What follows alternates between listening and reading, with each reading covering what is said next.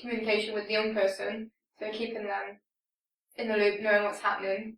And I also think it means working together with like core goals. You can still be doing separate things as long as it works to like a central goal of what the young person wants. It means that there's a common language between them both, and they're not working in their own interests and to meet their own goals, but to work in the interests of the young people. That's the bit I didn't like. Yeah. When they're like, oh, we're going to all sit in the room and carry on talking about you, but you're just going to wait outside. Yeah, I think you feel marginalised by people, like you feel like you're not competent in making decisions, or you're not well enough to comprehend what they're saying, but obviously you don't it's really about want people you, to be talking about you. When a service involves a young person, they're more likely to engage with that young person and have their trust. When you're experienced with mental health issues and you're forced into different settings and different people to see, then you realise that you need a holistic care package, and that means seeing different people, and you hope that that's joined up and not disjointed. My CAMS and my school worked well together. Like my CAMS worker would come into school, and I'd have my session in school, and she would talk to my teacher, or we'd have like the three of us would sit down and we'd like discuss things and what would help me in school.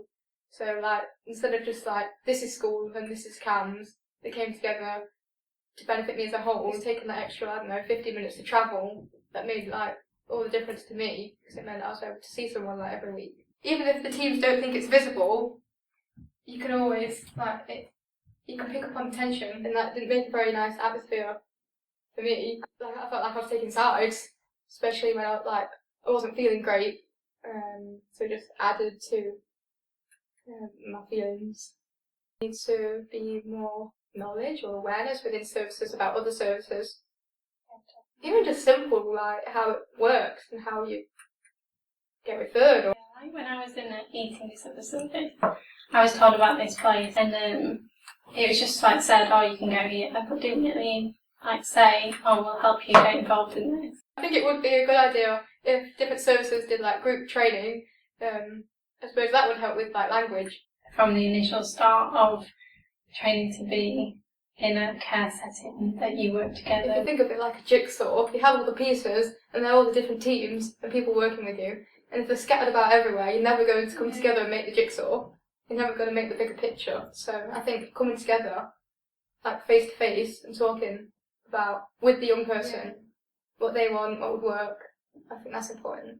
I really like it when there's a meeting, like a smallish meeting, but with different people that are involved in your care plan. So for me, when I was transitioning between